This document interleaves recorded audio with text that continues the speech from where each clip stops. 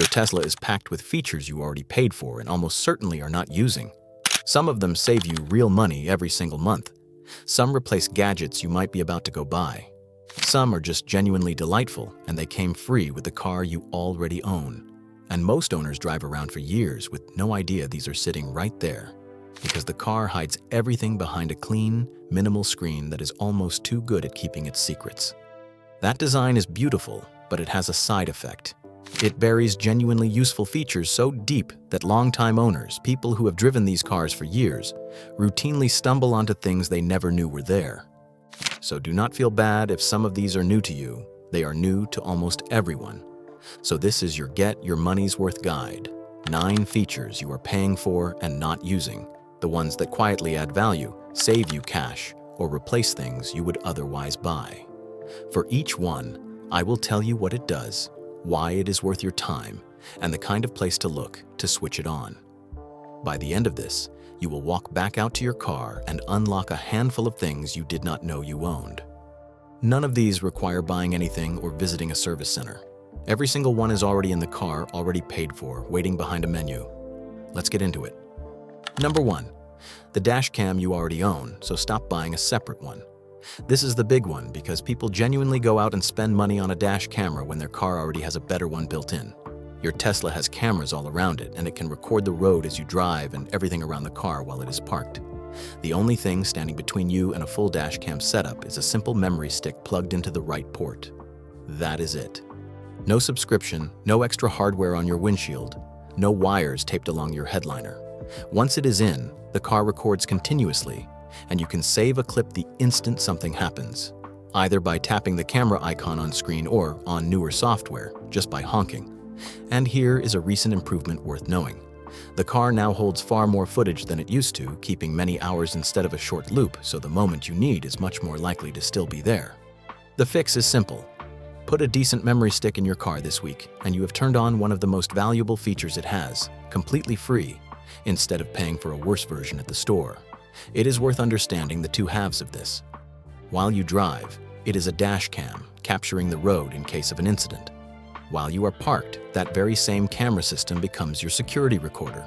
You format the memory stick right inside the car in the safety settings, and from then on, it simply works in the background.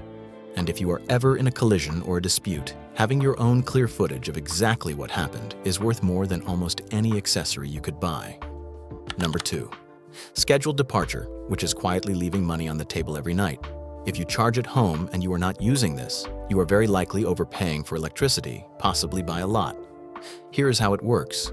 Instead of plugging in and letting the car charge immediately at whatever the power costs right now, you tell the car what time you leave in the morning. The car then waits and does its charging during the cheap overnight hours, when many electricity plans drop their rates. And it times things, so the battery and cabin are perfectly preconditioned right as you walk out the door. So you get 2 wins at once. You pay the lowest possible rate for your charging, and you step into a car that is already the perfect temperature, warmed up or cooled down on the wall's power instead of your battery. That second part matters more than it sounds.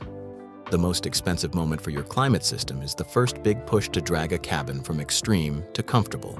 By doing that while still plugged in, you spend the grid's energy on it instead of your range, so you also begin your drive with slightly more miles in the bank. It is the rare habit that saves you money, gives you range, and hands you a perfectly comfortable car, all from a single setting. The fix is to set your departure time once, and let the car quietly save you money on every overnight charge from now on, automatically, without you thinking about it again.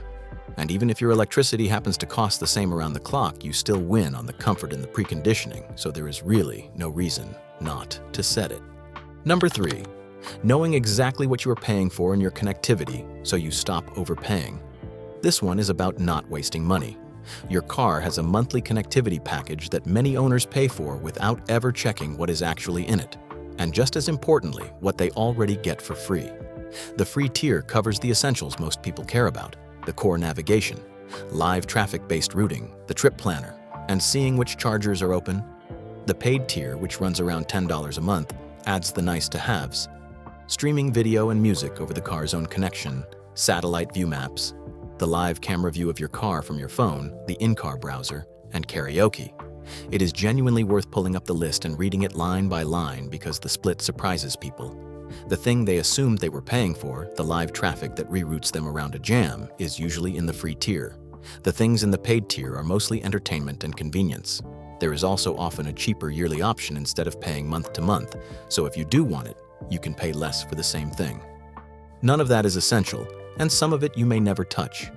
The fix is to actually look at what you are paying for and ask whether you use it. If you stream from your phone anyway and never sit in the car watching video, you might be paying every month for features you do not need. And if you do love them, great. Now you are paying for them on purpose. Either way, the goal is the same. Never pay a recurring fee on autopilot for something you forgot you even had. Number 4, dog mode and camp mode, 2 features you paid for and probably never turned on. These are wonderful and they sit there unused in most cars. Dog mode keeps the climate running while you dash into a store and puts a big friendly message on the screen showing the temperature. So a passerby does not panic and break your window to rescue a perfectly comfortable pet. It shows the temperature live on the big screen, and on a connected car you can even pull up a camera feed from your phone to check your pet is happy. One thing to know, it needs a reasonable amount of charge to run safely, so keep the battery above roughly 20% before you lean on it. Camp mode keeps the air, the power, and the climate going steadily so you can relax, work, or even sleep in the car comfortably, with your devices charging and the air fresh. People go buy special gear for car camping when their Tesla does this beautifully out of the box. The fix is to try them once. Next time you have your dog with you or you are waiting in a parking lot, switch one on and see how civilized it is. You already own this. You may as well enjoy it.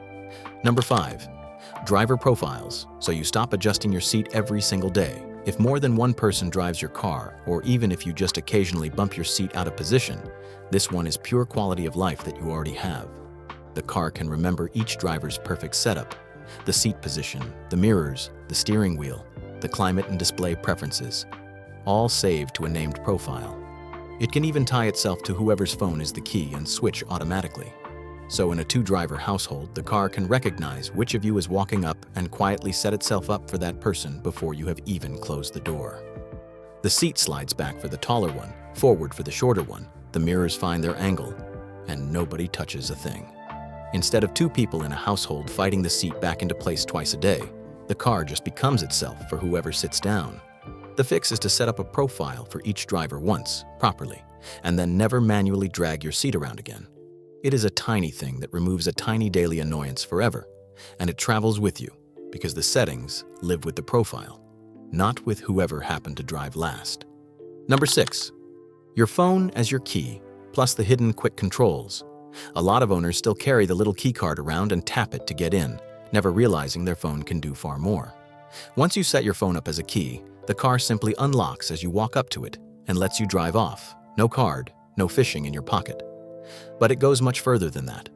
From the app, before you even reach the car, you can start cooling it on a hot day, pop the windows to vent the heat, open the trunk or the front storage, and warm the seats on a cold morning. On a blazing summer day, one of the most satisfying tricks of all is to pop every window open from your phone as you walk up, venting the trapped heat in seconds before you ever climb in. There is also a hidden set of quick controls. By pressing and holding on the app's main buttons, you can swap in the shortcuts you actually use, and you can drop a widget right on your phone's home screen, so your most used controls are one tap away without even opening the app. The fix is to spend 5 minutes setting up your phone as a key and customizing those controls, and your daily interaction with the car gets dramatically smoother. Number 7. The Energy app and the battery health test, the tools that end range anxiety. So many owners stare at the range number on the dash, panic that it is dropping, and never use the actual tools the car gives them to understand what is going on. The Energy app shows you, in real time and over your recent drives, exactly how much energy you are using and what your realistic range is based on how you actually drive, which is far more useful than the optimistic rated number on the dash. If the range number itself is what stresses you, you can even switch the display to show a simple battery percentage instead of miles, which many owners find far calmer to live with, the same way you already think about your phone's battery. And if you ever genuinely want to know the health of your battery, rather than guessing from the range, the car can run a proper battery health test from its service menu that gives you a real read on the pack. The fix is to start trusting the Energy app for range decisions instead of the dash estimate. And if you are ever worried about the battery, run the actual test instead of losing sleep. You own a measurement tool. Use it instead of guessing. Range anxiety for most people is really just information anxiety, and the information is sitting right there in the car. Number 8. Sentry Mode. Set up the right way so it protects you without draining you. Your car comes with a built-in security system that watches over it when parked, records anyone who messes with it, and pings your phone if something happens. It is smart enough not to strand you too, shutting itself off automatically once the battery drops to around 20%, so it can never drain you flat. Two kinds of owners are wasting it. The first never turns it on at all, so they get none of the protection they already paid for. The second leaves it running everywhere, including safe spots like their own garage, and then wonders why their battery drops overnight. The smart middle path is to use it where it matters and rest it where it does not. Make sure you have a memory stick in so it can actually record the evidence, not just alert you. Then set your home and your workplace as trusted locations so the car protects itself in the wild, in parking lots, and on the street, but relaxes where it is already safe. The fix is to turn it on, give it a drive to record to, and geofence your safe spots so you get all of the security and none of the needless drain. It is the difference between a feature that quietly annoys you and one that quietly has your back exactly where you need it. Number 9. All the joyful extras you paid for and forgot existed. Let's end on the fun, because you paid for this too. And delight is part of what you bought. There is a quiet mode that lowers the volume of the car's chimes and alerts. Perfect when there is a sleeping baby or passenger in the back. There is a full karaoke feature that puts song lyrics right on the screen and lets you mute the original singer so you can take over. There is a whole toy box of light shows synced to music, games, and silly surprises.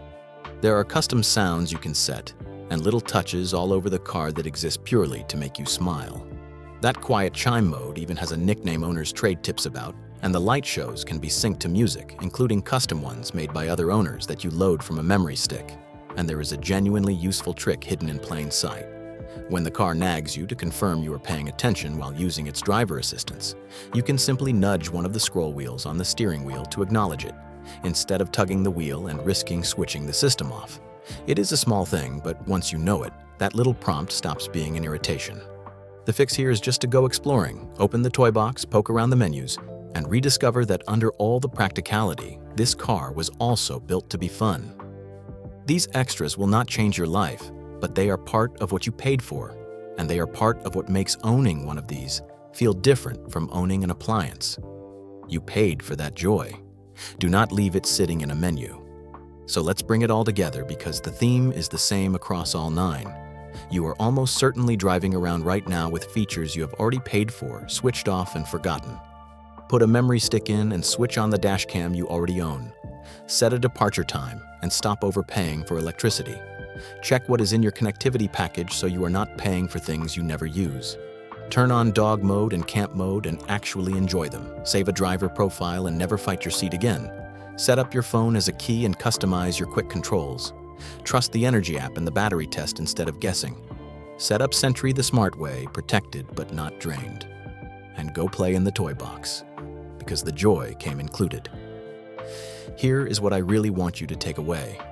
The value of one of these cars is not just in the driving, it is in the dozens of small, clever, genuinely useful things tucked behind that minimalist screen, almost all of which you have already paid for whether you use them or not. The owners who love their cars the most are not the ones who spent the most.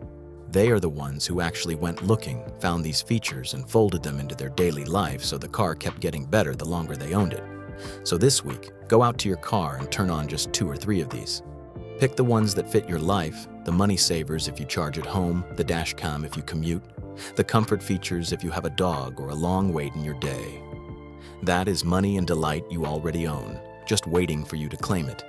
You paid for the whole car. You might as well drive the whole car. If this was useful, I would love to know in the comments which feature you did not realize you had, or which one you use every day that other owners might be missing. Because half the fun of these cars is discovering this stuff together. And if you want more straight, practical guides to getting every bit of value out of your car, consider subscribing, and I will see you in the next one. Take care, and go enjoy what you already own.